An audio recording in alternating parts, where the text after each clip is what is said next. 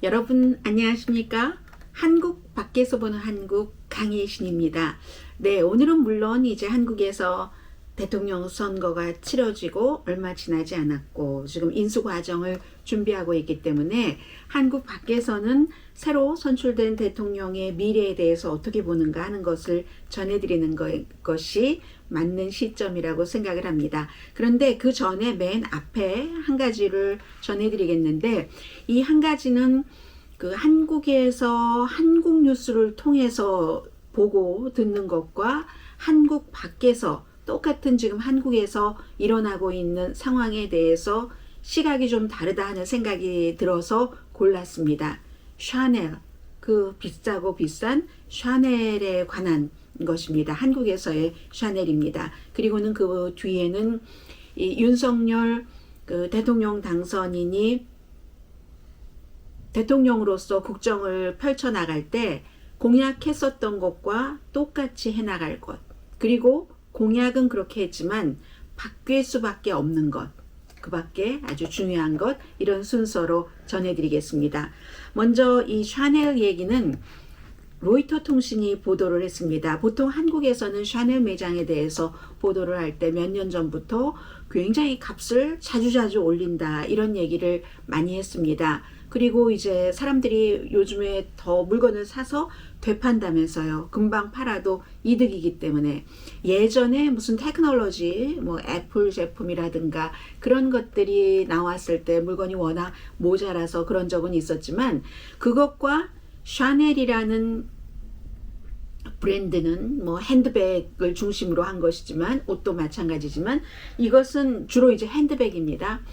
리세일, 되파는 것이기 때문에 상당히 좀 차이가 있는 것 같습니다. 한국에서는 말씀드린 것처럼 한국 사람들의 정말 비싼, 저는 명품이라고 말하고 싶지 않아요. 물론 명품에 여러 가지 조건이 있지만 우선 재료가 좋아야지 되고, 뭐 바느질 같은 것도 만드는데 꼼꼼해야지 되고 하기 때문에 어느 정도의 기준은 필요하겠지만, 그 이후에는 가죽이 좋아봐야 어디까지 좋을 것이며, 면이나 실크가 좋아봐야 어디까지 좋겠습니까? 그 이후에는 다 그냥 붙이는, 사람들의 마음속에 이게 좋은 것이다 하는데 붙여지는 돈이라고 저는 생각을 하고, 저뿐만이 아니라 많은 사람들이 어느 정도 가격까지는 정말 비싼 게 좋긴 좋아하지만 그 이후는 사람들의 마음, 때로는 허영에 붙여지는 가격이라고 생각을 합니다. 그래서 이제 한국에서는 동트기 전에 핸드백 매장에 쫙 사람들이 줄을 서는데, 샤넬 그 스토어에서는 한국 리세일러, 사서 바로 파는 사람, 이런 사람들과 거의 결투를 하고 있다, 이렇게 보도를 했거든요. 미국에서도 무슨 날이다 이름이 붙여진 날에 아주 뭐 얇은 그 텔레비전이라든가 뭐 컴퓨터 제품을 사려고, 1달러에 사려고, 그런 것은 싸게 사려고 하는 것이지, 그 샤넬처럼 정가를 다 주고 뭐 백 하나에 $10,000가 넘는다면서요. 그런 백들을 사려고 그렇게 줄 서 있는 건 아니잖아요, 새벽부터. 그래서 이제 이게 샤넬의 입장에서 쓴 기사입니다. 왜냐하면 샤넬의 입장을 많이 반영한 기사이거든요. 한번 보시겠습니까? 동트기 전에 그 샤넬 백을 사려고 그냥 그 줄을 쫙 서 있는 사람들. 그래서 오죽하면 샤넬에서 되파는 사람들을 막기 위해서 무슨 뭐 판매를 안 하는 그런 그 사람들, 뭐라고 해야 되죠? 블랙리스트라고 할까요? 일종의 한꺼번에 막 사들이는 사람들, 보따리 장수처럼, 한국 표현은 그렇게 했대요. 그렇게 하는 것처럼 그런 것을 막기 위해서 샤넬에서도 어떠한 정책을 내놓기는 했습니다. 기본적으로는 사람들이 코비드 19 이후에 여행을 못 가니까, 여행을 못 가면 면세점에서 쇼핑을 하기도 힘들고, 그 뒤에 이제 그 스토어에서 손님들을 받기 시작하면서 너무너무 사람들이 막 새벽에 5시 반부터 줄 서고, 어떤 경우에는 그 줄 서는 사람들이 흔하다면서요. 뭐 $125씩 주고 줄을 서고, 줄만 서주는 것으로 뭐 1시간에 $10,000 버는 사람도 있고, 하루에 뭐 8, 9만 원 버는 사람도 있고 하는데, 그런 것을 못하기 위한 샤넬 그 스토어의 어떠한 그 조치 같은 것을 얘기를 하고 있습니다. 고객 심사 시스템이라고 얘기를 했네요. 고객 심사를 뭐 몇 년 전에도 이런 얘기가 있었는데 지난 여름부터 코비드 이후에 다시 시작하고 나서 샤넬에서는 다행스럽게도 트래픽이 30%는 줄어들었다 하는 겁니다. 보통 올 때까지 다 오세요 해야지 되는데 물건이 없어서 못 팔거든요. 유난히 한국과 중국에서 이렇게 비싼 제품을 너무 많은 사람들이 원한다는 겁니다. $10,000를 주고 샤넬에서 핸드백을 사면은 금방 20% 정도를 더해서 팔 수 있다는 거죠. 그러니까 정말로 그 물건을 사서 내가 드는 그런 사람이 아니라 되팔려는 사람들 때문에 정말로 들기를 원하는 사람들이 들질 못하고 되파는 사람들은 금방 20%를 붙이니까 샤넬 값이 더 올라가고 그리고 물론 가격 조정도 해요. 이런 고급 그 물건들은 다른 나라와 여러 가지 수요 공급을 맞추면서 이 뭔가가 다 수요를 맞추지 못할 때 가격을 올림으로써 이래도 살 수 있는 사람만 사라 하는 형태도 하죠. 그런데 지금은 본인이 들 것도 아니면서 샤넬 가방을 사서 하루에 어떤 경우는 여러 매장을 돌아다니면서 사서 금방 되팔아서 가격만 올리는 이런 사람들과 전쟁을 한다는 겁니다. 한국이 지금요 샤넬로서 세계 몇 개국입니까? 그 몇 개국 가운데서 7번째로 많이 정말 이 고급품이 많이 그 팔리고 이윤도 남고 하는 곳이랍니다. 로이터 통신이 샤넬과 직접 인터뷰를 한 내용이에요. 그래서 이제 사람들을 앞서 어떻게 말씀을 드렸었죠? 고객 심사를 하는데 어떤 형태로 고객 심사를 해서 말하자면 그 사람들은 그 스토어에조차 들어갈 수 없도록 하는데 어떻게 하느냐 하고 로이터 통신이 물어봤더니 자세히는 가르쳐 주지 않고 그 손님이 와서 물건을 사는 패턴을 보면은 알 수 있다는 겁니다. 이런 한꺼번에 많이 사가는 사람들 그렇다 한다면서 이 정책을 쓰면서 이제 아무튼 트래픽이 줄어들었는데 7개 그 가장 많이 팔리는 이윤도 많고 하는 그런 국가별 마켓 가운데서도 2019년 이후에 이윤이 확실하게 많이 늘어난 국가는 2개 국가밖에 없답니다. 한국 그리고 중국이라는 거죠. 이 샤넬 같은 그런 그 브랜드는 온라인에서 잘 안 팔잖아요. 뭐 향수라든가 화장품 이런 뭐 작은 그 액세서리 같은 것을 제외하고는 뭐 옷이라든가 가방 같은 것은 이 스토어에서만 팔기 때문에 새벽 5시 30분에 도착했는데 와 보니까 벌써 내 앞에 30명이나 줄이 서 있었어요. 그리고 이런 분들은 본인의 이 프라이버시다 하면서 이름 같은 것도 얘기하지 않습니다. 그다지 내가 이름을 당당하게 밝힐 만한 기분은 아닌 거예요. 어디 가서 뭐 공정한 무슨 일을 했다 하면은 이름을 물어보면 밝히겠죠. 그런데 어쨌든 좀 불편한 거죠. 해서 이름을 밝히지 않고 10시간 기다렸다가 들어갔는데 아니 이게 무슨 얘기예요? 새벽 5시 30분에 도착해서 저녁 5시 30분에 들어갔는데 내가 원하는 건 다 팔리고 없더라. 이게 이제 진짜 그 물건을 가지고 다니려는 사람보다는 리세일 하는 사람들이 많기 때문에 그렇다는 거죠. 그래서 한 달에 12월 달에 샤넬 그 스토어 샤넬 한국에서 팔린 게 얼마입니까 이게? 10억, 100억, 1000억, 1000억 원. 아니 재판매되는 것은요 무슨 뭐 1조 원 단위가 넘어간대요. 미국 돈으로 따져도 그럼 이게 얼마인가요? 100만, 1000만억, 8억 2천만 달러 정도? 대단하네요. 특히 이제 한국에서 결혼할 때 가장 그 큰 선물이 롤렉스 그 시계하고 샤넬이라고 하잖아요. 그러니까 가격 사놓으면 그 오르는 거죠.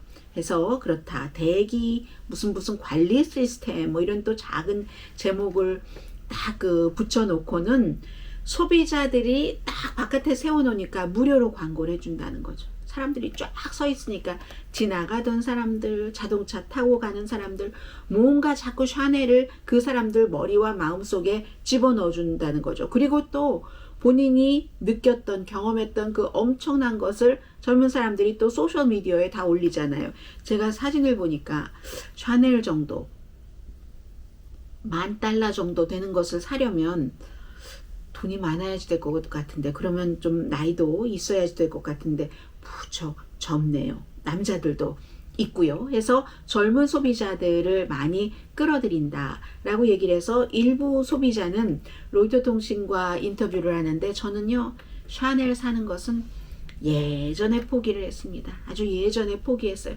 사기가 너무 어려워서 포기했습니다. 이런 얘기를 하고 있고, 웨이팅 리스트에 어떤 경우는 300명 정도 웨이팅 리스트가 되고, 그래서 본인의 턴이 되면은 아예 없고, 그래서 이분은 내가 왜 이 광란에 이렇게 휩쓸려 들어가야지 되지 하면서 샤넬 사는 것은 예전에 포기했다. 카드 홀더 같은 것도 뭐 사고 나서 바로 5분 뒤에 40% 비싸게 뭐 100만 원에 팔고 한다면서요. 남자분 같은 경우도 대단합니다. 제가 이제 이해가 됐어요.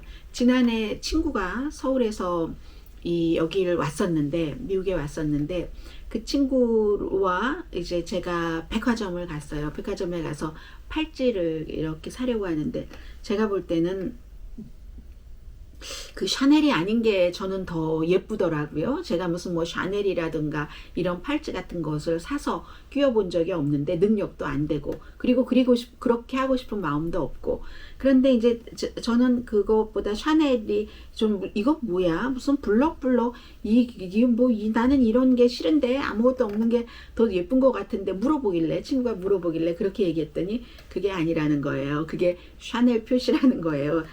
해서 한국에선 그게 훨씬 좋은 거죠. 저는 더 좀 가냘프고, 또 그 친구가 손목이 가늘기 때문에 그런 것이 아주 가냘픈 것이 더 예쁠 것 같았는데, 전반적인 분위기가 그렇다 하는 것을 느꼈죠. 아무튼 그래서 제가 이해를 하게 됐습니다. 지금부터 윤석열 대통령 당선인의 변하지 않을 것, 그리고 이렇게 공약을 했지만 변할 수밖에 없는 것, 또 하나 중요한 것, 중요하다기보다 너무 어려움이 많다는 것을 전해드리겠는데, 맨 앞에는 Foreign Policy의 기고문을 전해드리겠습니다. 지난주에 여러분들께 전해드렸었던 Foreign Policy의 그 네이턴 박이라는 그 한인 그 박 변호사가 쓴 그 기고문은 완전히 너무너무 심각하게 이 윤석열 당선자를 비난해 또 비난을 하는 그런 기고문이었는데, 역시 균형을 맞춥니다. 항상. 그래서 이 똑같은 Foreign Policy가 이번에는 벤자민 영이라는 버지니아 커먼웰스 유니버시티의 교수입니다. 이분은 뭐 굉장히 북한에 관한 그 같은 그 책도 쓰신 분이거든요. 그래서 한국 분은 아니시고요. 벤자민 영, 제가 사진을 어디 준비를 해놨나 한번 볼까요? 사진이 네, 사진 여기 있네요. 네, 이분이 쓰신 그 윤석열 대통령 당선인이 절대로 공약했던 것과 다르지 않게 본인의 그 임기도 중에 할 일을 전해드리겠습니다. 윤석열 대통령 당선인은 한반도 평화와 안정에 도움이 되는 대통령이 될 것이다 라고 얘기를 합니다. 그러면서도 좀 인기 영합주의, 포퓰리즘이라는 단어는 썼습니다. 포퓰리즘, 보수 성향의 윤석열 후보의 승리가 뭐 여러분들 다 알고 계시는 얘기예요. 워싱턴과의 동맹 강화, 이 파트너십은 아주 단단해질 것이다 하면서 뭐 한국의 뭐 집값 상승, 기타 등등 뭐 이런 것들, 거기에 따른 좀 인기 얻으려고 했었던 공약 같은 것을 쭉 얘기를 했는데, 기본적으로 이 북한 문제에 대해서는 문재인 대통령의 지난 5년 동안의 행정부의 접근이 너무 순진했다고 보는 거죠. 대화로 실질적인 평화 구축이 된다는 믿음을 전제로 하고 문재인 대통령은 그 같은 일을 했는데, 아마 이재명 후보가 당선됐다면 그 기조를 이어갔을 것이라고 얘기를 합니다. 많은 진보는 평화조약이 정말 중요한 스텝이라고 생각을 하는데, 그 평화조약이라는 것에 가장 밑바닥을 가보면 주한미군을 그곳에 둬야지 되는 근거를 없애고, 그게 기본이기 때문에, 주한미군 철군이기 때문에 굉장히 한반도가 안정스럽지 않는 것을 의미한다. 이건 이제 이 교수의 얘기입니다. 북한이 정말 고립된 정부지만 그 같은 북한도 국제사회의 멤버로 그 자신들의 국가가 받아들여지기를 북한도 원한다는 겁니다. 단지 핵을 가진 국가로서, 핵 보유국으로서 그 북한은 나오고 싶어 하는 것이지, 문재인 대통령이 얘기한 것처럼 북한이 핵을 포기할 것이다, 핵을 포기할 것으로 보는 북한 문제 전문가 그다지 많지 않습니다. 거의 없습니다. 지금은 더 하겠죠. 우크라이나가 핵을 다 포기하고 나서 안보를 보장해 주겠다고 하던 러시아도, 영국도, 미국도 보장은커녕 러시아는 침공까지 했습니다. 북한은 핵을 포기하지 않을 겁니다. 정말 돌발 변수가 있기 전에는, 엄청난 일이 있기 전에는. 그래서 북한의 목표는 한반도 평화 조약이 아니라 결국은 평양식 통일일 것이다. 그러니까 한국의 기본적인 보수가 보는 시각과 이 교수는, 벤자민 영이라는 버지니아 커먼웰스 유니버시티의 북한 전문 교수는 똑같은 시각을 갖고 있는 겁니다. 한반도 정치 체제와 그 민주주의 개념을 무너뜨리고 북한식으로 통일을 하는 것을 원한다는 거죠. 푸틴이 지금 우크라이나에 하고 있는 게 바로 그것 아닙니까? 우크라이나가 원래 러시아 아래에 있었지만 서방 세계의 민주주의 쪽으로 가려고 하니까 내가 눈 뜨고 그거 못 보지 하고 파괴하더라도 침공을 한 거죠. 북한도 남한식의 통일을 원할 리가 없다는 거죠. 그래서 이제 물론 통일이 아니고 같이 체제를 이뤄가면서 살자 이런 얘기도 있지만, 기본적으로는 어쨌든 김씨 패밀리 체제는 한국의 진보 정부 정치 체제가 무너질 때가 돼서야 그 북한식으로 통일하는 것을 생각할 것이다. 이게 바로 푸틴이, 미국도 지난 4년 동안 많이 망가졌고 그 트럼프 전 대통령이 유럽과의 어떤 커넥션을 많이 흔들어 놨기 때문에 이쯤 되면은 우크라이나에 쳐들어가면 내가 금방 가질 수 있겠구나 하고 판단을 했다는 거죠.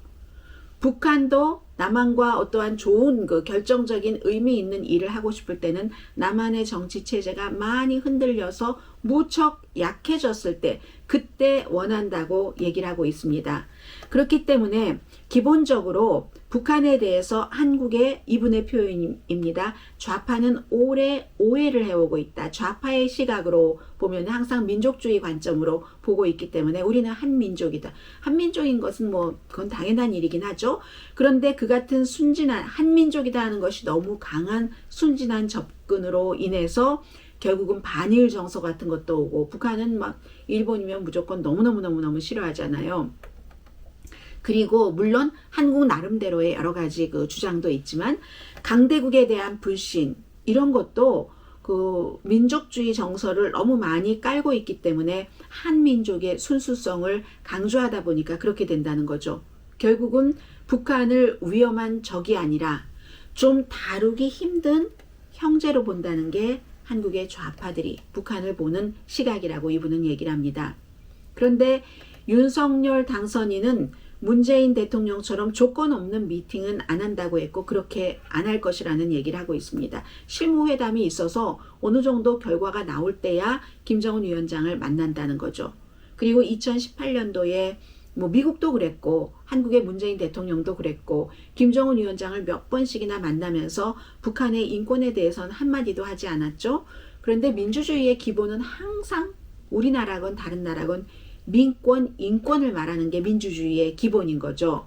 그렇기 때문에 윤석열 그 당선인은 문재인 대통령의 외교 정상회담을, 김정은 위원장과의 회담을 쇼라고 얘기를 하고 언론에서 보도, 커버리지 만들기 위한 쇼라고 하고, 한반도 평화에 대한 결과가 없었다라고 얘기를 합니다.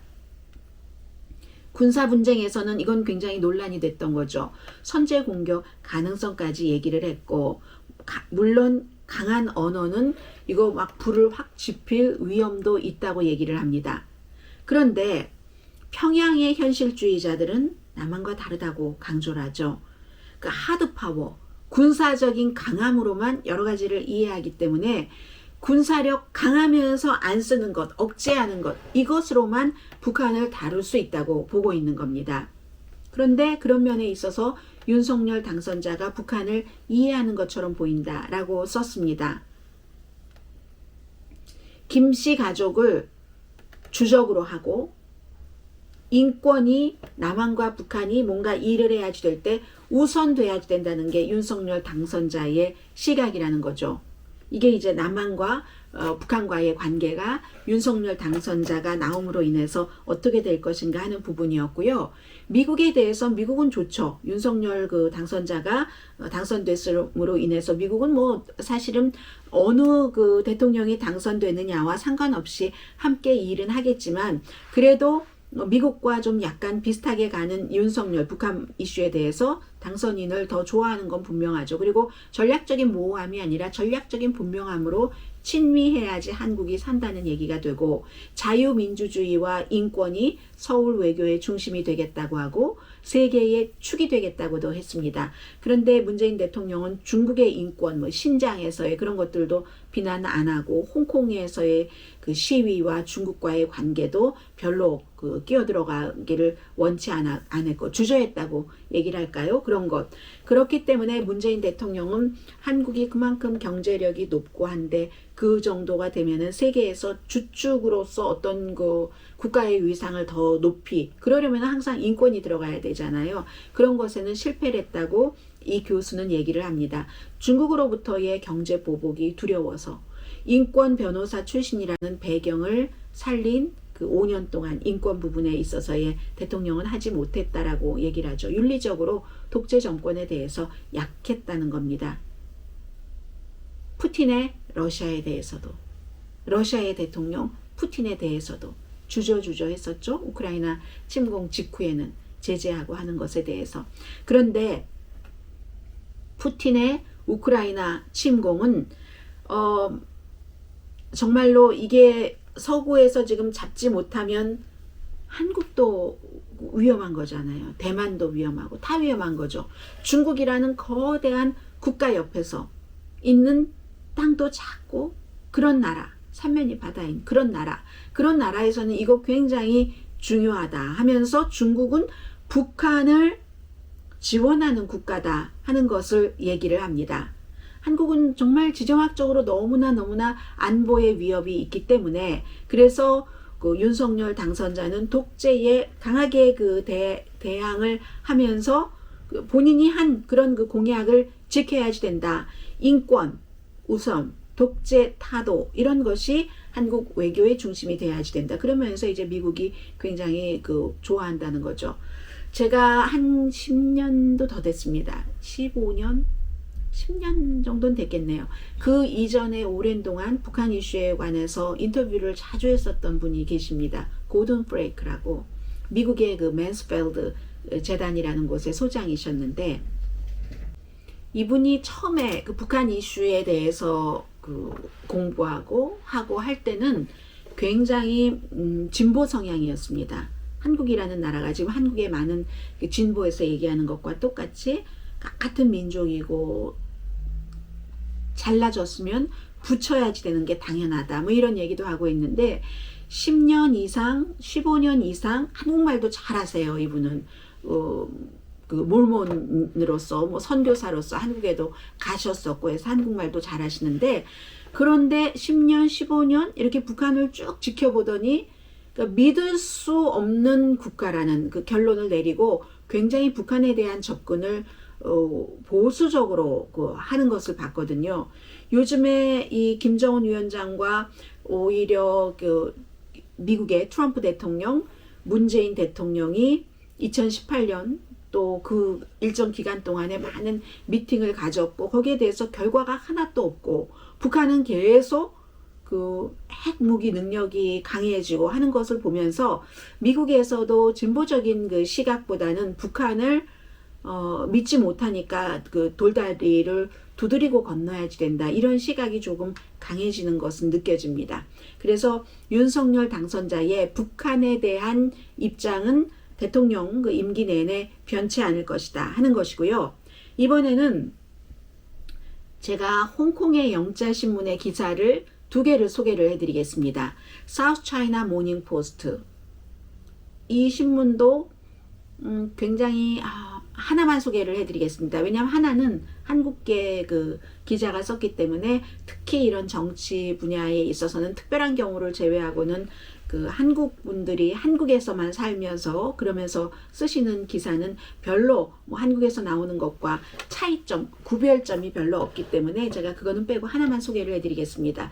홍콩의 영자신문 그 사우스 차이나 모닝 포스트가 1903년도에부터 시작이 된 신문이거든요. 그 당시에 막 중국에 저항하고 했었던 사람과 또 그 영국의 저널리스트가 같이 만들었는데 이렇게 저렇게 소유주가 조금 변해서 얼마 전부터는 알리바바가 소유를 하고 있기 때문에 사실은 중국이요.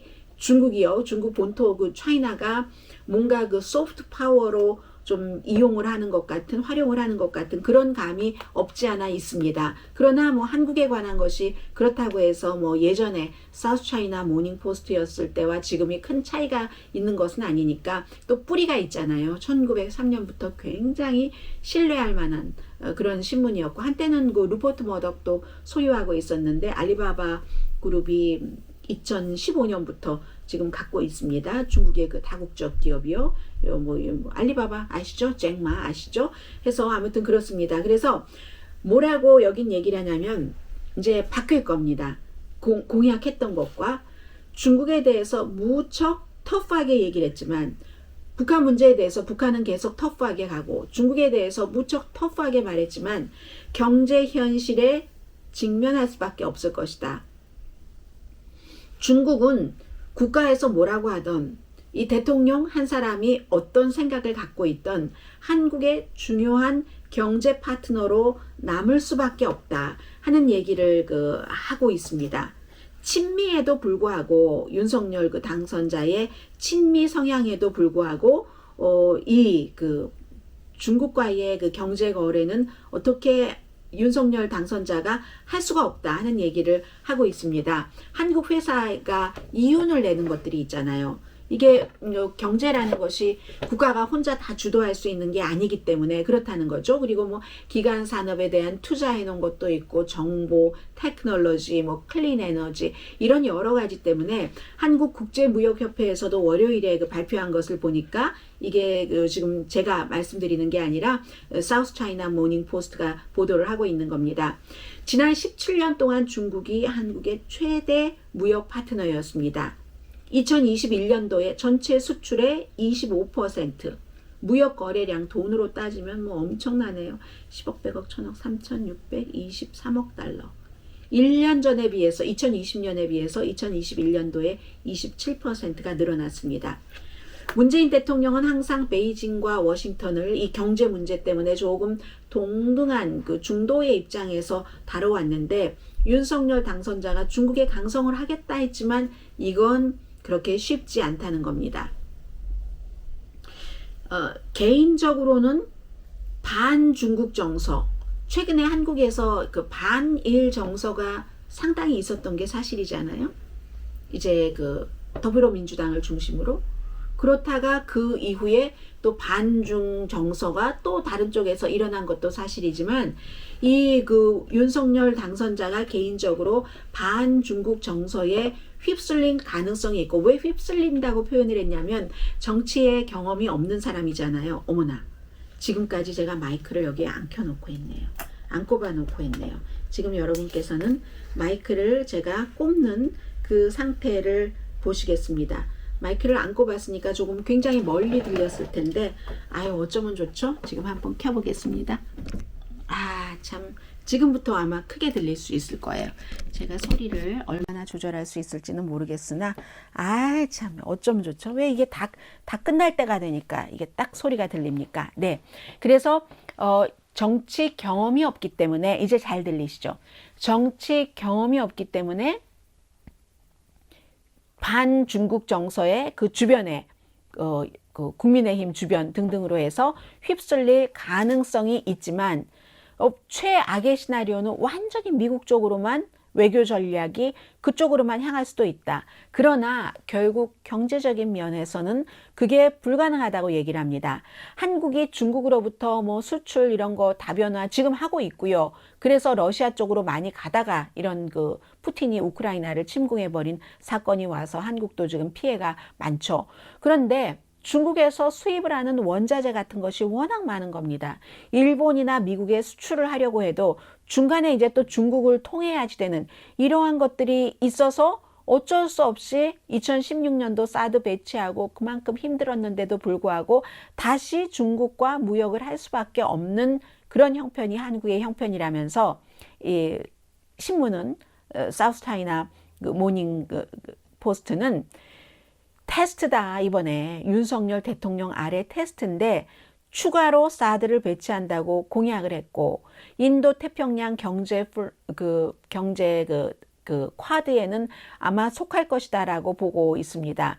뭐 급하게 들어갈지 급하지 않게 천천히 들어갈지 결국은 들어갈 것이다라고 보고 있는데, 외교나 안보 분쟁이 더 자주 일어날 것이고, 선거 전에 한국은 독립적으로 공급망을 이제 그 팬데믹 이후에 마련해 본다고 굉장히 애를 썼지만 그게 지금도 안 되고 있고, 노력은 하지만 그 공급망 이런 것은 뭐 한 해, 두 해, 6개월 사이에 해결되는 게 아니잖아요. 적어도 뭐 10년 장기적으로 하는 그런 그 전략이기 때문에 중국과 당장 손을 끊기가 무척 힘들다고 얘기를 하고 있습니다. 제조업 같은 것도 그러려면 다시 국내에 더 많이 유치를 해야지 되고 하는 거잖아요. 장비, 부품 다 마찬가지로 해서 문재인 행정부가 5조 원을 투자를 해서 42억 달러네요.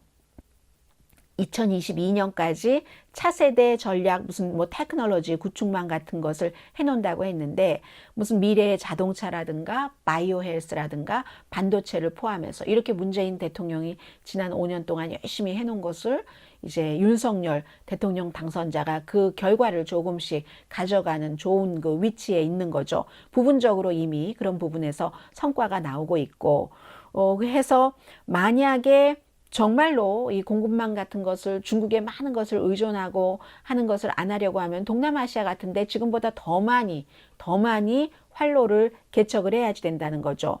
반도체 제조, 전자산업에 필요한 많은 것들이 있잖아요. 예를 들어서 히토류 같은 것.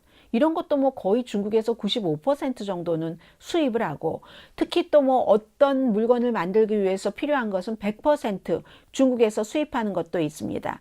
무슨 뭐 마그네슘 인곳이라는 것, 알루미늄 뭐 합금에 사용되는 자동차 부품에 필요한 것이라고 하네요. 그런 건 100% 중국에서 수입을 하니까 지금 당장 중국으로부터 떨어지고 싶어도 불가능하다는 거죠. 위험할 정도로 중국 오존도가 아니라 오존일 수도 있겠네요. 의존도가 너무 깊으면 오존이 되죠. 그래서 물건을 사고 파는 이런 그 수입과 수출뿐만이 아니라 다른 나라에 수출하고 하기 위해서 한국에서 제조업에서 쓰기 위한 원료 같은 것도 중국에 너무 많이 그 의존을 하고 있으니까 수출의 4분의 1은 중국에 지금 하고 있고요. 전체적으로 중국과 한국의 무역은 뭐 2016년 이런 때 조금 뭐 그 사드 배치 그런 것을 제외하고는 안정적이었던 것이 그 맞는 말이고, 팬데믹 때문에 오히려 더 늘어난 그런 거래 부분도 있는 거고요. 그렇기 때문에 한국은 이렇게 뭐 수출의 4분의 1, 무슨 수입 원료의 100%를 가지고 오고 하는 중국을 쉽게 포기한 적이 없습니다. 포기를 할 수 없습니다. 한국 경제 성장의 원동력이기 때문에. 그런데 지금 중국은 서서히 하이텍 뭐 이런 것에 대해서 한국과 경쟁을 하고 있잖아요. 특별한 그 부분에 대해서는 이게 이제 좀 아주 어려운 시기인 거죠. 윤석열 그 당선자도 반도체, 무슨 뭐 석유화, 그리고 뭐 텔레비전 스크린 같은 디스플레이 업계 이런 데 다 경쟁을 해야지 되기 때문에 새 대통령 아래 중국에 대해서 의존도를 줄여보겠다 하는 것은 더 커질 테고, 그렇지만 중국은 또 점점 한국이 먼저 잘했던 그 분야에 대해서 세련돼질 테고 해서 많은 전문가들은 그 무엇보다도 정치에 좌우되지 않는다는 거죠. 완전히 한국의 정치가 예전처럼 강압적으로 뭐 무조건 뭐 업계에다 이렇게 해라 저렇게 해라 할 수 있는 시대가 아니잖아요. 이제는 업계도 너무 컸기 때문에 정부가 업계의 눈치를 봐야지 되는 것도 많고, 그러니까 정부와 큰 기업과 스타트업이 함께 일해 나가는 것은 뭐 문재인 대통령 때나 윤석열 그 차기 대통령 때나 똑같다고 얘기를 하잖아요. 아무튼 중국은 한국의 필수가 될 것이다. 사우스 차이나 모닝 포스트의 얘기입니다. 새로운 협력을 할 수밖에 없다. 에너지, 기후변화, 기간산업 모든 분야에서. 왜냐하면 무역관계라는 것은 제로섬 게임이라는 게 없잖아요. 뭐 그런 게 없기 때문에 한국과 중국은 건전한 경쟁을 해야지 된다. 상당히 중국식 스타일로 보도를 한 겁니다. 결국은 이 후보 때 했었던 것만큼 중국에서 멀어지는 일을 대통령이 돼보고 나면 그 자리에 가보면 못할 것이다 하는 얘기를 하고 있고요. 그리고 마지막으로 좀 짧게 전해드리겠습니다. 이 내용은 wish victory, wish victory라는 것이 아주 정말 근소한 차이로 간당간당 대통령이 됐다는 건데 이것을 얘기를 하고 있습니다. 그래서 뭐 한국 민주주의 역사상 가장 근소한 차이였으니까는요. 많은 부분을 여러분들께서 알고 계시기 때문에 제가 분위기만 전해드리겠는데 이코노미스트가 굉장히 한국의 이번 대선에 대해서도 미리 어느 정도 전망을 했었고 상당 부분 뭐 이런 결과에 대해서 전망을 했었고 앞으로의 5년을 이건 사실은 근데 이코노미스트가 다 전망한다고 볼 수는 없어요. 왜냐하면 윤석열 당선인이 다른 정치인들과는 달리 정말로 정치 신인이기 때문에 이코노미스트가 아무리 많은 자료가 있고 무엇을 분석하는 한국에 대해서 능력이 있다 하더라도 이 경우는 조금 어려울 것 같긴 해요. 처음 접하는 사람이기 때문에. 그래서 이제 쭉 보는데 그다지 밝게 쓰지는 않았습니다. 교수의 아들이었고 오랜 동안 엘리트 그 분야에서 살아왔고 이번에 크게 세 가지를 얘기를 했잖아요. 부패를 척결한다. 그리고 능력 위주다. 이것은 뭐 남자 여자에 관해서도 모든 분야에서 또 하나는 뭐 법 전문가니까 법치주의를 하겠다. 이 세 가지를 얘기를 했는데 외교 정책은 친미고 북한과 중국에 뭐 강하게 나갈 것이고 그리고 정치적인 적과도 함께 일하겠다. 이건 이제 첫날 승리 연설할 때 이미 했었던 것이고요. 그런데 막상 대통령으로서 일하다 보면은 너무 힘들어질 것이다. 오늘은 제가 무슨 뭐 청와대 옮긴다 안 옮긴다 이런 얘기는 하지 않겠습니다. 이 힘들 것이다. 총리 인준도 누가 되든지 뭐 지금 아직까지는 선거가 또 치러져야지 되고 더불어민주당이 너무나 강한 다수당이기 때문에 또 총리 인준도 그렇지만 문제가 지금 코비드 19이잖아요. 지금 5월 달 취임할 때 완전히 사라진다 하는 보장이 없습니다. 그렇게 되는 경우 새 정부가 들어가서 사람들에게 아주 희망도 주고 인심도 얻고 하려면 코비드 이것에 따른 어떠한 지원 같은 것을 해야지 되는데 야당에서 안 해줄 확률이 많다는 것을 미리 예상을 하고 있습니다. 통일에 대해서 약속을 많이 했지만 이건 아마 사람들이 점차 공허하게 느낄 것이다. 북한이 그렇게 다루기 쉬운 국가가 아닙니다. 한 해, 두 해, 뭐 몇 해 사이에 쉽게 될 것 같지는 않고 화합하겠습니다 했지만 너무나 작은 차이로 당선이 됐고 그리고 선거할 때의 그 네거티브는 이루 말할 수가 없잖아요. 그 네거티브를 했는데도 wish victory 아주 작게 당선이 됐는데 쉽지 않을 것이다. 여성은 여성대로 남성은 남성대로 뭐 이런 여러 가지 이유들이 있고 또 천박한 유권자들의 본능을 이용해 참 어느 나라나 천박한 유권자들이 많아요. 미국도 마찬가지고 해서 천박한 유권자들의 본능을 이용을 해서 정말로 막 피 터지게 싸웠던 그러한 것들 그리고 또 뭐 당선이 되면은 어떤 부분 아직 무슨 뭐 증거가 나오고 이런 게 아닌데 기소 위협 같은 것도 했었던 이런 것들을 지금 이 당선인이 다 가지고 경험이 없이 대통령을 해야지 되기 때문에 힘들 것이라고 보고 있는 겁니다. 우크라이나 침공 이것은 미국과 아무리 미국을 믿는다 하더라도 동맹국, 군사 동맹국을 믿는다 해도 믿는다고 다 된 게 아니라는 것도 알 테고 북한은 점점 긴장을 고조하겠죠. 4월 달부터 더 할 것이고 해서 뭐라고 얘기를 했냐면 이코노미스트가 맨 마지막에 전직 검사잖아요. 검찰총장이잖아요. 검찰총장이 새로운 역할 대통령이라는 새로운 잡으로 성장을 해야지 되잖아요. 그로잉하는 그 성장하는데 아무리 시간을 줄여도 시간이 필요한데 그럴 만한 시간이 없다. 이슈는 많고 시간은 짧다. 굉장히 그 어려운 일로 보고 있습니다. 자, 이 정도로 오늘 한국 밖에서 보는 한국 전해드리고, 저는 내일 그 정규 방송 시간에, 오늘의 미국 정규 방송 시간에 뵙겠습니다. 강혜신이었습니다.